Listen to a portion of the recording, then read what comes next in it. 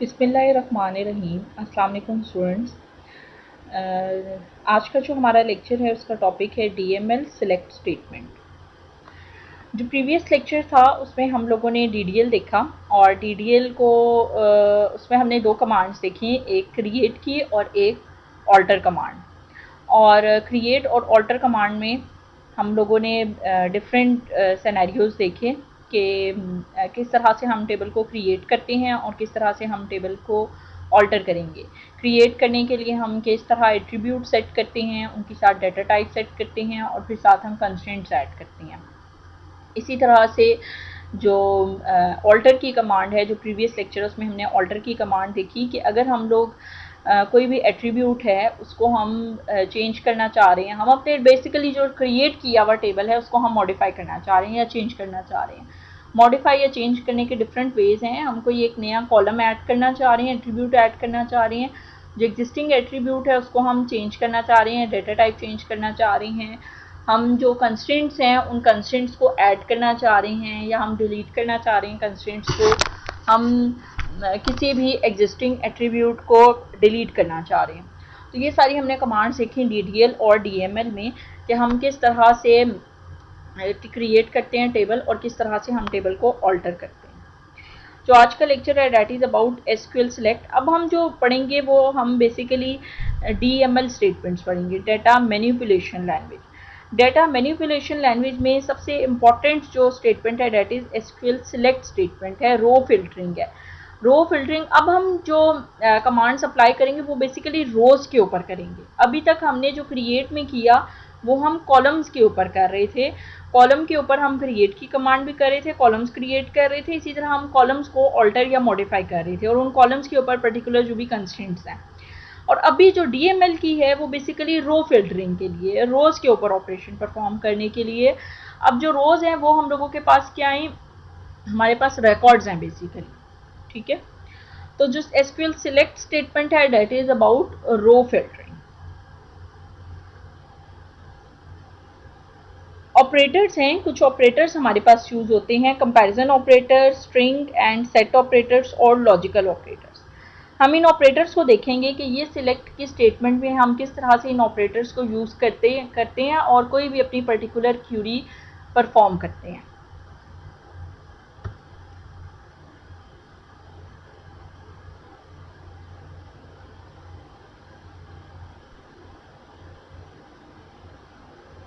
Okay, first one is the select statement, ठीक है, row filtering basically limiting rows using a selection.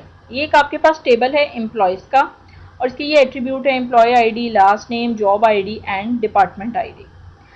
हम इसमें से, और ये सारा इसका रिकॉर्ड्स है, ठीक है, ये सारे रिकॉर्ड्स हैं रो में, ठीक है। मैं चाह रही हूँ कि मुझे सिर्फ और सिर्फ जो है वो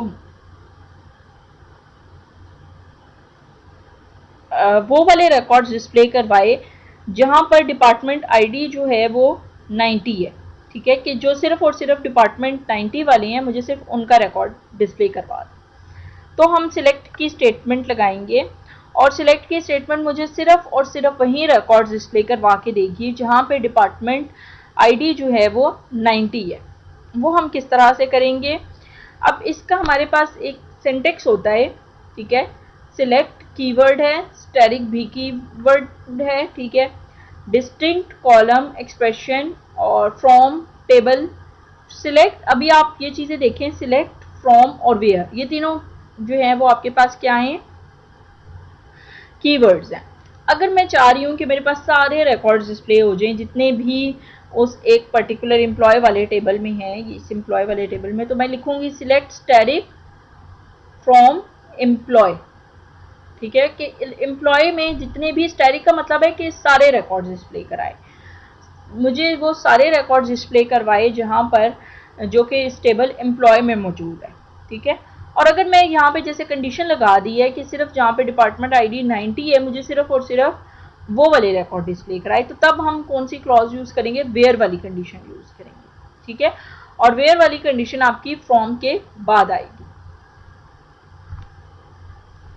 जैसे ये यूजिंग द वेयर क्लॉज।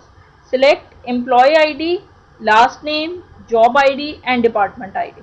इसका मतलब है ये सारे एट्रीब्यूट सिलेक्ट करें, सिलेक्ट स्टैटिक अगर हम कर देंगे तो वो सारे एट्रीब्यूट जितने भी होंगे उन सब का रिकॉर्ड डिस्प्ले कराएगा। फ्रॉम कौन से टेबल में, एम्प्लॉय, यहाँ पर आपके पास टेबल नेम आएगा। और वेयर में आपने कंडीशन लिखनी है डिपार्टमेंट आईडी इक्वल टू 90। अब मुझे उस एम्प्लॉय वाले टेबल में से employee ID, last name, job ID और डिपार्टमेंट आईडी डिस्प्ले होंगे, ये इस तरह से। और रिकॉर्ड कौन कौन से डिस्प्ले होंगे, जहाँ पे सिर्फ डिपार्टमेंट आईडी 90 है, जिस रिकॉर्ड में डिपार्टमेंट आईडी 90 है सिर्फ वो वाले रिकॉर्ड्स ही डिस्प्ले होंगे।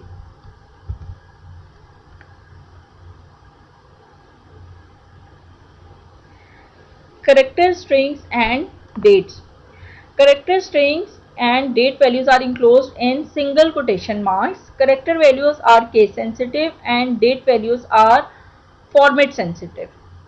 The default date format is date, month and year. यहाँ पे R की जगह जो है ना वो डबल Y है, ठीक है। ओके, अब जो करेक्टर, अब इधर तो मैंने जो है ना वो सिंपल नंबर है वो डिस्प्ले कराएगा जहाँ पे डिपार्टमेंट आईडी 90। अगर मैं यहाँ कहती हूँ डिपार्टमेंट नेम जो है जहाँ पे सिर्फ किंग है, सिर्फ वो वाला रिकॉर्ड डिस्प्ले कराए मुझे, ठीक है। जिस एम्प्लॉय का नेम जो है लास्ट नेम किंग है, सिर्फ मुझे वो वाला जो है वो रिकॉर्ड डिस्प्ले कराए।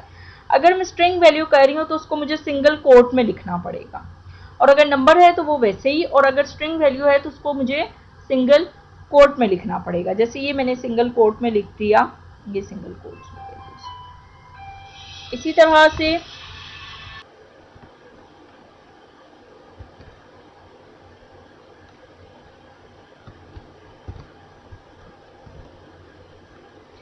तो जो कैरेक्टर और स्ट्रिंग वैल्यूज हैं और जो डेट हैं उनको हम फॉर्मेट सेंसिटिव करते हैं। फॉर्मेट सेंसिटिव मतलब हम उसका फॉर्मेट सेट करेंगे कि डेट जो है वो आपके पास पहले डेट हो, फिर मंथ हो और फिर ईयर डिस्प्ले हो। तो जो आपके पास स्ट्रिंग हैं और जो डेट्स हैं उनके लिए स्पेसिफिक एक फॉर्मेट है कि आप उसको जब अगर कोई स्ट्रिंग वैल्यू हो तो वो सिंगल कोट्स में डिस्प्ले करेंगे, और अगर कोई डेट है तो उसको आप डेट के फॉर्मेट में करेंगे। जो डिफ़ॉल्ट है वो वैल्यू आपके पास डेट, मंथ और ईयर है। अच्छा, अब ये आपके पास कुछ कंपैरिजन कंडीशंस हैं, कुछ कंपैरिजन ऑपरेटर्स हैं। Equal to means equal to, less greater than का सिंबल आपके पास greater than equal to, less than है, लेस देन इक्वल टू और नॉट इक्वल टू। अब आप वेयर की क्लॉज में ये वाले ऑपरेटर्स भी लगा सकते हैं। जैसे मैं कहती हूँ कि हमने यहाँ पर कौन सा ऑपरेटर अप्लाई किया है वेयर की क्लॉज में, इक्वल टू का। मैं चाहती हूँ कि मुझे सिर्फ वो वाले इधर रिकॉर्ड्स डिस्प्ले कराएं एम्प्लॉय वाले टेबल में जो कि लेस देन ग्रेटर देन 60 हैं। तो इसमें मुझे ये वाले कौन से रिकॉर्ड डिस्प्ले होंगे, सिर्फ 90 वाले। या मैं कहती हूँ मुझे वो वाले रिकॉर्ड डिस्प्ले कराएं जो लेस देन 60 हैं। लेस देन 60 में सिर्फ यहाँ पे एक रिकॉर्ड है 50 वाला, मुझे सिर्फ ये वाला रिकॉर्ड डिस्प्ले होगा। और अगर मैं कहती हूँ less than and equal to 60, तो इसका मतलब है मुझे 60 वाला रिकॉर्ड भी डिस्प्ले होगा और 50 वाला रिकॉर्ड भी। ये आपके पास एक एग्जांपल है। जैसे सिलेक्ट किया लास्ट नेम और सैलरी, अब मेरे पास सिर्फ ये दो एट्रीब्यूट डिस्प्ले होंगे आउटपुट में। अगर मैं स्टैटिक करती हूँ तो मुझे सारे एट्रीब्यूट डिस्प्ले होंगे, और अगर मैं सिलेक्टिव करती हूँ तो सिर्फ मुझे ये दो एट्रीब्यूट्स डिस्प्ले होंगे। फ्रॉम टेबल का नेम एम्प्लॉयज, वेयर, अब ये कंडीशन है यहाँ पे जहाँ पे salary less than equal to 3000 है। अब जहाँ जहाँ पर सैलरी लेस देन 3000 है, सिर्फ उन एम्प्लॉयज का लास्ट नेम और उनकी साथ सैलरी डिस्प्ले कराएं। अगर मैं इधर स्टैटिक करती हूँ तो वो मुझे सारे रिकॉर्ड्स डिस्प्ले कराएगा। अगर मैं यहाँ पर सिर्फ सिलेक्टिव एट्रीब्यूट्स करती हूँ, या मैं खाली ये भी कर सकती हूँ कि सिर्फ सिलेक्ट कर लूँ लास्ट नेम, मुझे सिर्फ लास्ट नेम डिस्प्ले कराए, या मुझे सिर्फ नेम डिस्प्ले कराए उन एम्प्लॉयज़ का जिनकी सैलरी क्या है, लेस देन और इक्वल टू 3000 है, ठीक है।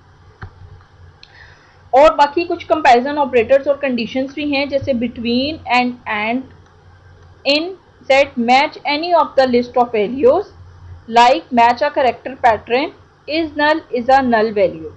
अब ये आपके पास डिफरेंट ऑपरेटर्स हैं जो कि हम यूज़ करते हैं वेयर की क्लॉज में। जो बिटवीन का ऑपरेटर है वो आपके पास अगर दो वैल्यूज़ आ रही हैं तो आपकी उन दो वैल्यूज़ में से कोई भी रेंज होगी कि इन दोनों वैल्यूज़ के दरमियान है। जैसे मैं कहती हूँ एज सिर्फ 30 और 30 से लेके 40 तक की एज वाली जो रिकॉर्ड्स हैं वो डिस्प्ले कराए, तो मैं बिटवीन का ऑपरेटर यूज़ करूँगी या फिर एंड का ऑपरेटर यूज़ करूँगी।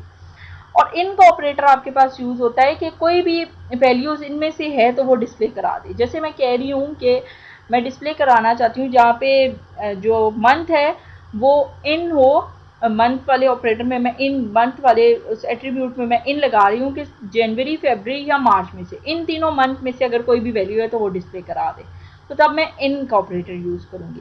लाइक का ऑपरेटर जैसे मैं कह रही हूँ कि यूजर सिर्फ और सिर्फ मुझे वो रिकॉर्ड डिस्प्ले कराए जहाँ पे वैल्यू जो है वो सिर्फ और सिर्फ रावलपिंडी लिखी हुई है, ठीक है, यूजर ने लेट सपोज या वहाँ लिखा हुआ है या कॉन्सेप्ट्स लिखा हुआ है, ठीक है, तो सिर्फ वो वैल्यू डिस्प्ले कराए और इस नल के आपके पास वो नल वैल्यू है या नहीं। अब ये देखें, ये आपके पास एक ऑपरेटर है बिटवीन वाला operator. Select last name and salary from employees where salary between 2500 and 3500। तो अब इन दोनों के दरमियान जो भी आपके पास, और इन दोनों को वैल्यूज को भी ऐड किया होगा, ठीक है। हमेशा बिटवीन का जो ऑपरेटर है वो इंक्लूसिव ऑफ दैट वैल्यूज होता है जो कि आपने उस ऑपरेटर में दी होती हैं। अब 2500 और 3500 के दरमियान जितनी भी सैलरी है एम्प्लॉयज़ की वो वाली डिस्प्ले करा दे, तो रिजल्ट जो है वो ये आपके पास आउटपुट पैनल है। इनका ऑपरेटर जो है वो किस तरह से है, select employee ID, last name, salary and manager ID. अब आपके पास ये एट्रीब्यूट्स डिस्प्ले होंगे किस टेबल से, एम्प्लॉयज वाले टेबल में। वेयर मैनेजर आईडी इन 100, 101 और 201 के मैनेजर आईडी जो है वो या तो 100 हो या 101 हो या 201 हो।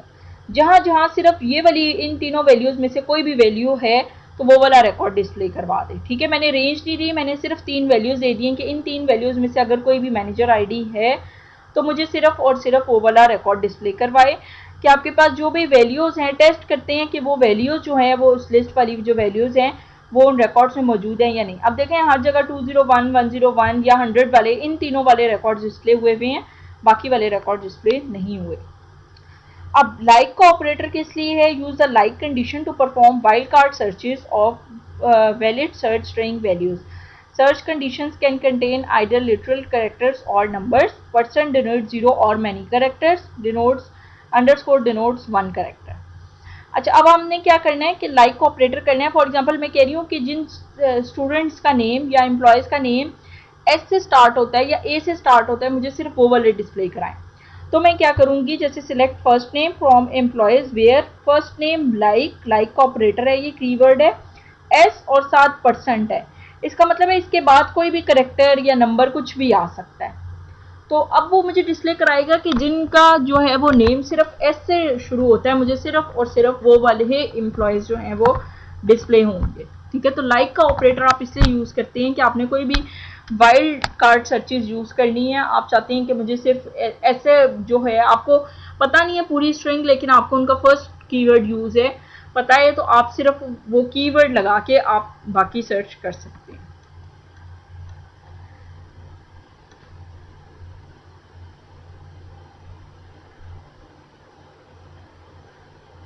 ओके, या आपको फर्स्ट जो है वो वर्ड याद नहीं है और सेकंड करेक्टर याद है आपको और उसके बाद भी कोई करेक्टर आने हैं, तो आप पहले डैश लगाएंगे। डैश अंडरस्कोर का मतलब है कि आपके पास कोई भी एक करेक्टर यहाँ पर आ सकता है।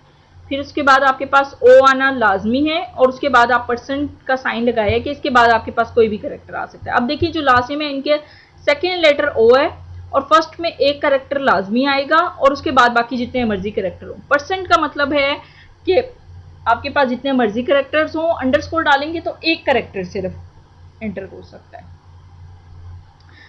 नल कंडीशन के जहाँ पे आपके पास वैल्यू कोई भी वैल्यू आपने वहाँ पे इंटर नहीं की हुई, कोई भी नल वैल्यू है तो आपके पास वो रिकॉर्ड डिस्प्ले हो। Select last name manager ID from employees where manager underscore ID is null. इसका मतलब है जहाँ पे मैनेजर आईडी नल है, कोई भी मैनेजर आईडी आपने नहीं दी हुई, तो उस एम्प्लॉय का जो है वो नाम डिस्प्ले करवा दे, नाम डिस्प्ले कराए और उसका मैनेजर आईडी डिस्प्ले कराए। अब यहाँ से पता चल जाएगा कि अच्छा ये जो किंग है ये मैनेजर नहीं है, अगर यहाँ मैनेजर होता तो यहाँ पर उसका कोई ना कोई मैनेजर आईडी होता। इसी तरह कुछ आपके पास लॉजिकल कंडीशंस हैं। लॉजिकल कंडीशंस आपके पास एंड और एंड नॉट। एंड ऑपरेटर किस लिए यूज होता है, return to true if both component conditions are true. or return true if either component condition is true and not return true if the following condition is false. आप and को operator तब लगाते हैं जब आपके पास दोनों कंडीशंस का true होना जरूरी है, और को ऑपरेटर अगर आपके पास कोई एक भी कंडीशन ट्रू है तो वो कंडीशन एग्जीक्यूट हो जाएगी, और नॉट का ऑपरेटर के आपके पास जो है वो कंडीशन क्या है, फॉल्स है। जैसे and operator, select employee ID, last name, job ID and salary from employees where salary greater than equal to 10,000 and job underscore ID like percent, और मैन आना लाजमी है और फिर 7%। इसका मतलब है इधर भी कोई भी करेक्टर आ सकते हैं, कितने भी नंबर ऑफ करेक्टर्स आ सकते हैं, और एंड पर भी। अब जब तक ये दोनों कंडीशंस ट्रू नहीं होंगी ये एग्जीक्यूट नहीं होगा। अब जो रिजल्ट डिस्प्ले हुआ है वहाँ पे सैलरी भी ग्रेटर देन 10,000 है, और जो जॉब आईडी है वो भी क्या है कि मैन आना उसके एंड पे लाजमी है, बाकी स्टार्ट में भी कोई भी करेक्टर हो सकता है, एंड में भी हो सकता है। तो एंड के लिए दोनों कंडीशंस का ट्रू होना ज़रूरी है। जो और ऑपरेटर है, और ऑपरेटर में आपके पास किसी एक का भी कंडीशन ट्रू है तो वो आपके पास रिजल्ट डिस्प्ले हो जाएगा। जैसे सैलरी ग्रेटर देन 10,000 है, या फिर जॉब जो आईडी है वो उसका ऑपरेटर इस तरह से है। अब देखिए यहाँ पे सैलरी ग्रेटर देन 10,000 वाली भी है, और यहाँ पे जो जॉब आईडी है वो भी। अब इनमें जो भी कोई भी एक, अब ये वाली कंडीशन क्यों एग्जीक्यूट हुई है, यहाँ तो जॉब आईडी ADVP है लेकिन इसकी सैलरी ग्रेटर देन 10,000 है। इसी तरह से ये वाली एग्जीक्यूट क्यों हुई है, ST_man, क्योंकि लेकिन इसकी सैलरी जो लेस देन 10,000 है, क्योंकि ये वाली कंडीशन ट्रू हो रही है। तो इन दोनों में से जो भी एक कंडीशन ट्रू होगी वो वाला रिकॉर्ड डिस्प्ले हो जाएगा और ऑपरेटर में।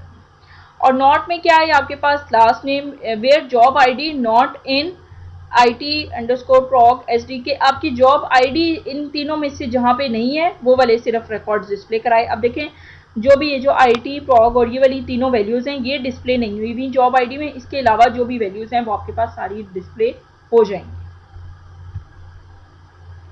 रूल ऑफ प्रेसिडेंस क्या है कि अर्थमेटिक ऑपरेटर, ये तो आपको पता होगा कि क्या है। अर्थमेटिक ऑपरेटर का पहले है, फिर कैटिनेशन ऑपरेटर है, फिर कंपैरिजन है, फिर इज है, नॉट नल या लाइक ऑपरेटर है, बिटवीन का ऑपरेटर, फिर नॉट लॉजिकल और कंडीशन एंड, और फिर और सबसे ज़्यादा जो है वो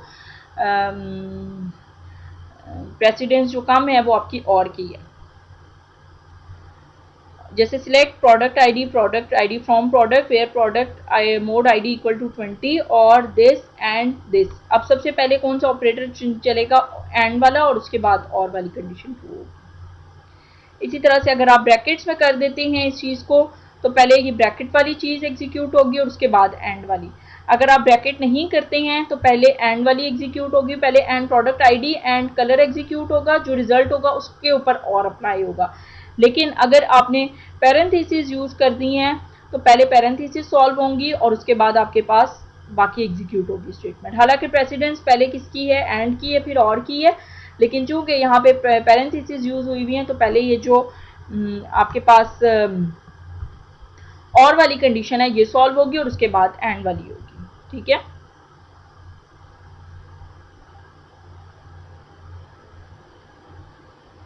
ओके। ये लेक्चर था हम लोगों का DML का, जिसमें हम लोगों ने डिफरेंट स्टेटमेंट्स पढ़ी थी। रो फिल्टरिंग क्या है, फिर कंपैरिजन ऑपरेटर्स क्या है, less than equal to, greater than equal to, और इसी तरह से स्ट्रिंग और सेट ऑपरेटर्स आपके पास कौन से हैं, लाइक हो गए, इन हो गए, बिटवीन हो गए आपके पास, और आपके पास जो है लाइक ऑपरेटर है, इन ऑपरेटर है, ये आपके पास स्ट्रिंग और सेट ऑपरेटर्स हैं। और जो लॉजिकल ऑपरेटर्स हैं वो आपके पास एंड और नॉट है। इस तरह से हर ऑपरेटर की प्रेसिडेंस है कि आप कौन सा ऑपरेटर पहले यूज़ करेंगे। अगर आप पैरेंथेसिस कर रहे हैं तो 7 पैरेंथेसिस सबसे पहले सॉल्व होंगी, उसके बाद आप इस जो ऑर्डर ऑफ प्रेसिडेंस है इसको फॉलो करेंगे कि सबसे पहले अर्थमेटिक होगा और सबसे लास्ट में जो है वो और लॉजिकल ऑपरेटर।